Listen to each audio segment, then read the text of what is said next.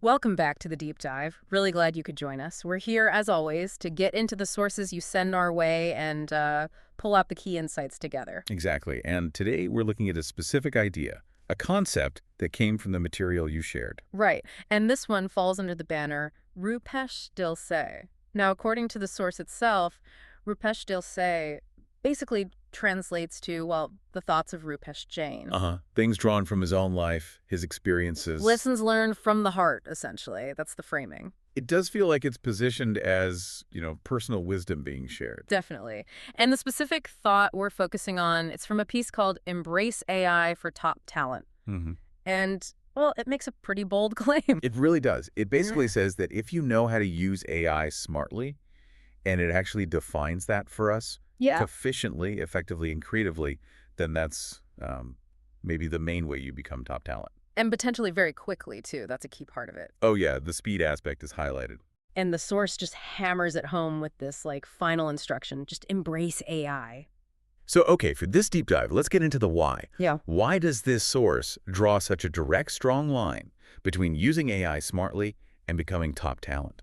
What's really interesting about this RupeshDilSe thought is how, well, simple the equation is. It's almost like a formula, isn't it? Yeah, like do X, get Y. Pretty much. Master using AI efficiently, effectively, creatively, and boom, you're potentially seen as top talent. So it's not about, say, coding the AI itself, but knowing how to wield it. Precisely. The focus is squarely on application, on leveraging the tools. And if you think about what those three words, efficient, effective, creative, actually mean with AI in, say, a business setting, which the source kind of hints at with hashtags. Right, like efficiency could be automating tedious stuff. Exactly. Saving time, resources. Effectiveness might be using AI to get better insights from data or maybe produce higher quality work, presentations, whatever it might be. And creativity.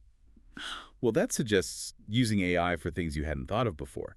New solutions, new ideas, not just doing the old tasks faster. Okay. So the source is sort of implying these skills unlock major boosts in what one person can achieve. Like AI skill is a personal productivity multiplier. That seems to be the core idea.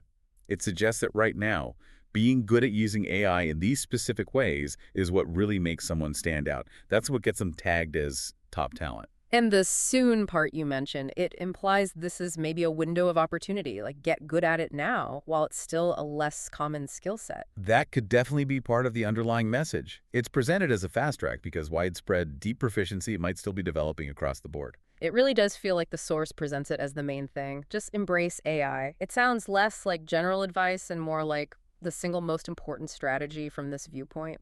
Yeah, within that RupeshDilSe frame, it's like, here's the hard-won lesson, folks. This is what works. It cuts through a lot of complexity to offer this one core action. It's a very focused perspective on, career success right now. Okay, so let's recap the main takeaway from this particular RupeshDilSe thought we looked at.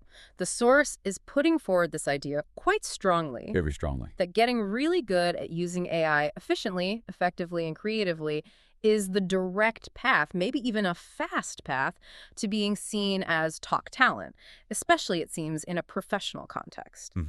It positions AI skill not just as, nice to have, but potentially as the essential thing, the key requirement, perhaps, for hitting that top tier of talent recognition, according to this specific perspective. Which naturally brings it back to you listening. If this source, this RupeshDilSe perspective, says embracing AI in these ways is the key, well, the question to maybe reflect on is, what specific things are you doing right now to actually build that proficiency, to get better at using AI efficiently, effectively, and, yes, creatively?